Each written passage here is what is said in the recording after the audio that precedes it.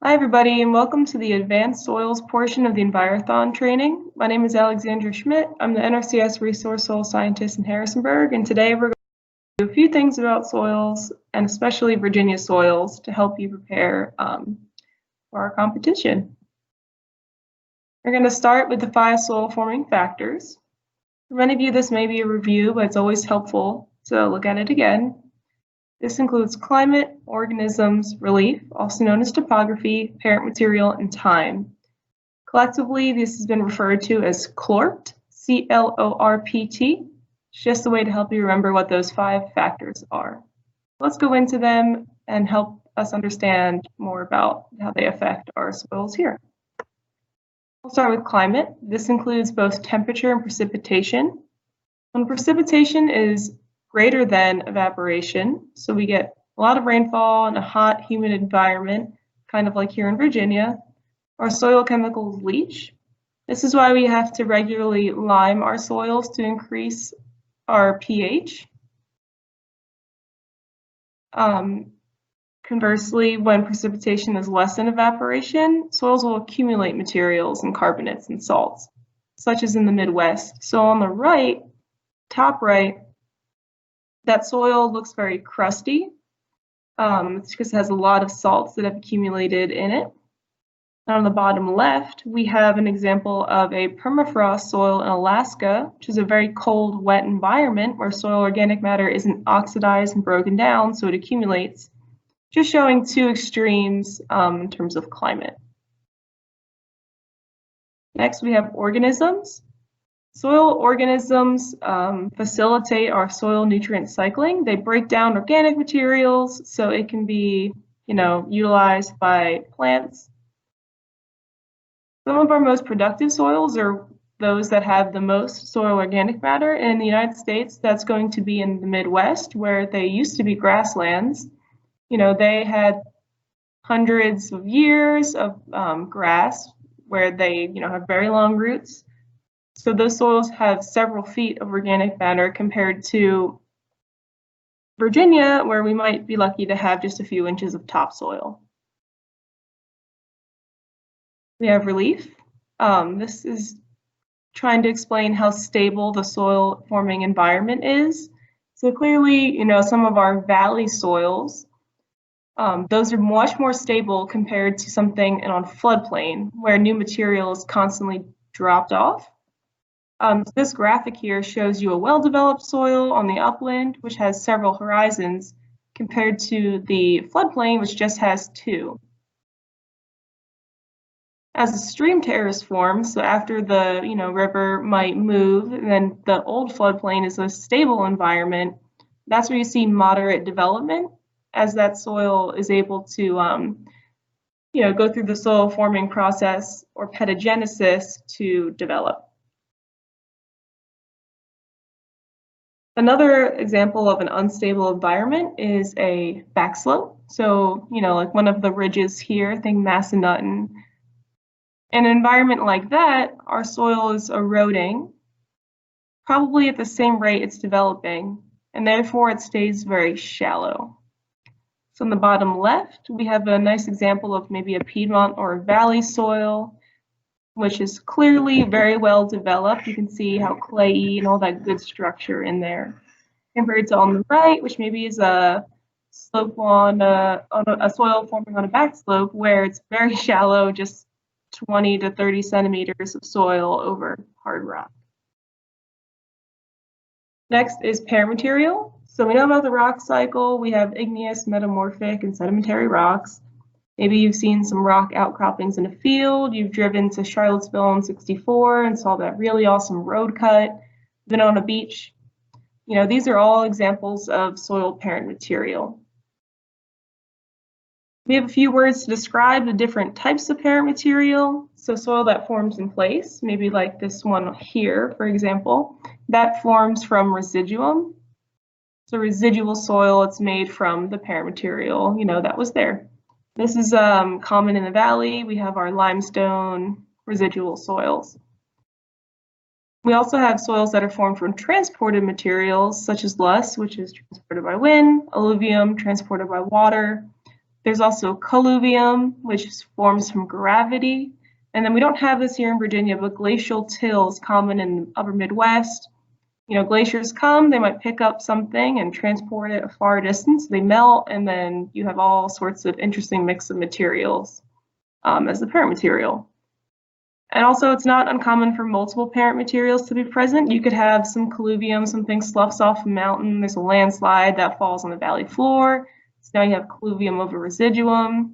Maybe there's a flood and you have alluvium, placed on top of something else. So you could have 1, 2, or 3 or more parent materials. It all just depends on that soil forming environment. Finally, we have time. So pangenesis, the creation of soils, it takes a lot of time. Here in Virginia, the Appalachian Mountains used to be hundreds of millions of years older than the Himalayas, and now they've weathered into the soils we have today. And as we mentioned before with relief, time has a big influence on our soils. So our oldest soils are forming on those stable uplands where floodplains, those are very young, weakly developed soils. I have a few pictures here. On the top, these soils are, the second terrace of a stream. So compared to the soil below, which has very little structure, it looks kind of sandy. That is a younger floodplain soil, while above it, it's had a chance to get more developed, and there's a little bit better structure in there. Let's bring these concepts together. This is a map of the United States at 50 centimeters of depth. These are the soil colors you see at 50 centimeters of depth. So I have a question. What's up with all these red dirt road songs? I looked on lyrics.com and I searched for red clay, and it came back with almost 250 songs. Here are some examples of some lyrics. Maybe you know some of these songs, but it seems like everybody's singing about red dirt and red clay. They're either talking about Alabama, Virginia, Georgia, these states here in the Southeast. So what's going on? Well, let's look it up. Here is the precipitation map. So as you can see, Virginia gets 40 to 50, 30 to 40 inches of rain per year. It's a very wet state compared to, Arizona, which gets, less than 10. Okay, so we're gonna have that. And let's put that soil map on top of that 50 centimeters of depth. And what you can see is those red clay soils, those are forming in the Virginia Piedmont, North Carolina, South Carolina, in environments with extreme heat and humidity and moisture. So when that happens, these soils weather considerably, they turn red, they're very old, and they're very high in clay. So that's why we see those here in the southeastern United States, because we have all that heat, humidity, and very old soils. Let's talk about the physiographic regions of Virginia. We have 5 of them. Depending on where you folks are, you could be in the Ridge and Valley, Blue Ridge, maybe the Piedmont. But let's talk about the characteristics of each of these, starting with the coastal plain. We'll also try to touch on the 5 soil forming factors as we explore these physiographic regions. So the coastal plain, the parent materials, marine sediments, and materials transported by rivers and streams. So as the Appalachian Mountains eroded, that material was carried and deposited in the coastal plain. So fun fact, we don't have naturally occurring rocks here. There are youngest soils, there's no bedrock. So any rocks, like large ones, were either carried by water or brought in by humans. There's no bedrock here. These soils are extremely deep. They're very sandy, but also get clayey. There's a lot of fine material as well, and that's why they're very prone to hard pans forming, which is not great. They're very well drained because of the sand, but also we have a lot of wetlands because this area is so flat that water ponds because it has nowhere to go or run off. On the bottom right is the Pamunkey soil series. This is the state soil of Virginia, and just a fun fact, the world record for corn and soybean yield is on Pamunkey soil. That's something we can be very proud of here. Next, we have the Piedmont. This is from highly weathered igneous and metamorphic rocks. These are very clayey soils. You can see the soil on the top right. Has great structure. So yeah, they're very old, very high in clay. They're also very acidic as well. Next is the Blue Ridge. This is pretty small, but here we have igneous metamorphic rocks and some sedimentary rocks. They're not well suited to agriculture because it's very thin and rocky and very steeply sloping. Soils erode just as fast as they form. That prevents the thickening of the subsoil. So you could maybe have a soil like on the top left, which is made from colluvium, or a soil that's kind of rolled off. Or you could have something on the bottom left, very soil on top of some solid rock. All right, up next we have the Ridge and Valley. This is where I'm located in Harrisonburg. We only have one parent material here, and that's sedimentary rocks that are folded due to plate tectonics. A fun fact, these sedimentary rocks are put down from weathered material from the Appalachian Mountains back when this was a very shallow inland sea. So something cool I learned this summer when I went to the Grand Canyon, the topmost layer of rocks there contains material from the Appalachian Mountains. So that inland sea stretched all the way to the Grand Canyon. So that was just really neat when I learned that. So we have two dominant features in the Ridge and Valley. Our ridges, those are made from resistant sandstone that forms these long parallel ridges because it doesn't really erode due to water. Conversely, the valley, the limestone, siltstone, and mudstone soils, they are very prone to weathering. So, our rainfall is a little bit acidic, that cuts through that limestone, and we can actually get sinkholes that form as a result of that. And that's why we also have caverns, which are very neat and unique to this part of the state. And finally, the Appalachian Plateau. This is also sedimentary rock. However, it didn't fold due to plate tectonics, and all the topography is due to rivers and streams. They just cut through the rock. You have these steep ridges, but it's not from, the plates colliding. It's from the water cutting through. And this is where we have coal in the state. It's interbedded with that sedimentary rock. And in general, this area is not well suited to agriculture because of that steepness. Okay, so the composition of our soils. Here's the perfect soil, 25% air, 25% water, 5% organic material, and 45% minerals. Let's talk about the components of our soils and why they're important and how they can affect soil function. Talk about the minerals. The soil mineral materials, this is what we see and we feel. So when we're texturing, we're trying to figure out the combination of the sand, silt, and clay particles. Sand is 2 to 0.5 millimeters, silt 0.5 to 0.002 millimeters. That feels very floury, cakey. Where clay is our smallest, it's less than 0.002 millimeters and feels plastic or firm. So the percentage of each of these by volume gives us our USDA texture. Here's our soil textural triangle. You've probably seen this plenty of times. This is how we determine the textural class, such as silt loam or clay or sandy loam. And that's what you have to try to determine during a competition. You read this by trying to follow the lines. So you can see, starting at the bottom, sand is diagonal. It goes from 10 to 100%. So something that's 100% sand is a sand. Well, 0% sand and 100% silt is a silt. So both sand and silt are diagonal lines. And then the clay is horizontal. So it starts at 0, goes up to 100. As you can see, as you increase in your clay percentage, you start to get clay in the name, ultimately ending up with just that clay texture. Soil texture also includes rock fragments that are greater than 2 millimeters. So if I said it was a gravelly silt loam, that means it contains, up to 35% gravel-sized fragments. All right, so let's talk about soil texture and why it's so essential. The behavior of the rest of the elements we talked about, air, water, and organic matter, are all influenced by soil texture.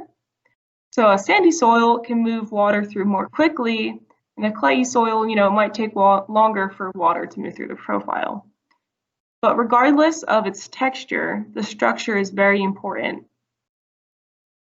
When I say soil structure, I'm talking about our granules, our subangular blocks, our blocky, our columnar, our soil structure and its shape.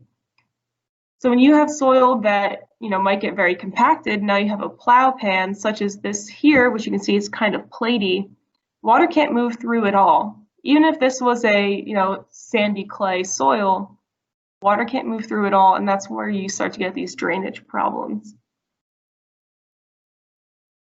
Next, we have air, necessary for soil organisms to breathe, to facilitate that nutrient cycling and for gas exchange in plants. So as redox features, those gray and red models, which we saw here, those gray and red models, those are going to form in anaerobic environments where soil organisms do not have air or oxygen to use for their metabolism. Then we have soil water. We say this is in flux with air. So when it rains, soil might not be 25% air. It could be 50% water.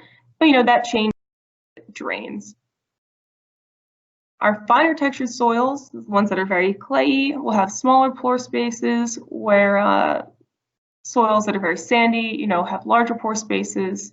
It can move a lot of water out. So water is necessary for plant growth, soil life. And when soils are saturated, all the pores are filled with water. That's where we get those anaerobic conditions that lead to the redoxomorphic features because, they have no oxygen in them at that point. And organic material. So this is the living, the dead, and the very dead. So our living are our roots, our insects, our microbes, the dead, crop residues, and the very dead, which is soil humus. Humus is stabilized soil organic matter and it gives it its dark color. Humus is very important because it makes the soil more electronegative. So it holds more of our crop nutrients, binds the soil together, and holds water better and improves that structure. And one important thing to consider here is that our nutrient-rich topsoil, as that erodes away and is carried away by water, that can lead to contamination of our surface waters, such as the Mississippi Delta and Chesapeake Bay. So it's very important to practice soil conservation to keep these materials in place. Okay, now we're going to go over texturing. I'm going to show you a video where I do some of this, but let's just talk about it now. We can estimate the percentage of sand, silt, and clay by feel to figure out which of those textural classes we're in. We're going to start with a ping pong ball size of soil, free of rocks, and moisten it so it forms a ball and sticks together, but not to the point where water is running out of it. You can break open that ball, and if you see anything dry or crusty, you're going to need to add more water. And then knead it together with your hands till it's all mixed together. To figure out the clay content, we have the ribboning technique. You're going to take that moistened ball of soil in your hand, and I like to call this the key fob method. It's almost like you're unlocking your car with a key fob. That's the motion you're almost making. So you're pushing that soil out to form a ribbon. You want to just let it break naturally, and then you're going to measure the length of your ribbon. Generally speaking, in Virginia, 1 inch of that ribbon correlates to 10% clay. And then other things that help you figure out clay content, is it very shiny? If you press it with your thumb, can you see your fingerprint? If it's very shiny and you can see your fingerprint, that probably means you have a very clayey soil. Here's just an example of forming that soil ball, making that ribbon. Maybe that's like an 1.5 inch ribbon on the right. Then here's what I'm talking about when I say shininess. So I have 3 soils here, a silt loam, a silty clay loam, and a clay. As you can see, that clay formed a ribbon on the second picture so long that it didn't actually break, where the clay loam one was pretty long compared to the silt loam one all the way on the left, which is very small. Also, when I drug my finger through these, the silty loam one looks very rough and flowery and cakey, where the clay is very smooth. And then also you can see on the very right fingerprints. Clearly the silt loam one, doesn't really show you much, and I know it's kind of hard to see, but that clay, you could really see a clear fingerprint. And the silty clay loam is kind of an intermediate between the two. And then to figure out sand content, you're going to take two, pea-sized balls of soil, and just keep one to the side so you can reference it later. You're going to take the other one, and you're going to excessively moisten it in your hand. You can tilt your hand to the side to let that water run off. So only the silt and the clay is going to go into the water and come out. You have to be just careful not to get it so wet that the sand wants to run out too, but that'll sink to the bottom of your hand. So you keep doing that until the water is clean. Then you try to push it into a little pile, and then you compare that pile to your original soil. So you can see this process starting on the left, then you see the sand wash happening, and then on the far right, it's at the very end. So clearly this soil is at least 50 to 60% sand. Then we're going to look at the difference between a loamy sand and a sandy loam. So these are the two bottom left textures. The easiest way to tell the difference between these two is to get your soil texture ball and toss it. A loamy sand falls apart, but a sandy loam will keep its shapes because it has a little bit more clay and silt in it. So on the right, that's an example of a loamy sand. Very sandy soil, but it still holds its shape, and that's how we can tell. And then for silt, no methods exist, but we use this word flocculate. Silt likes to stick together, so it likes to stick to your hand. So if you're texturing and you say, wow, my hand is really, really floury and cakey, you probably have a very silty soil. And if you can at least figure out why, I'm pretty sure this ribbon is showing me that I have 20% clay and I did my sand wash and I'm gonna have 40% sand, the remainder would be silt. Generally speaking, if you can just figure out clay and sand, silt doesn't really matter. All right, thank you. Stay tuned for an example of hand texturing. We're also going to do color and structure there, so hang on tight.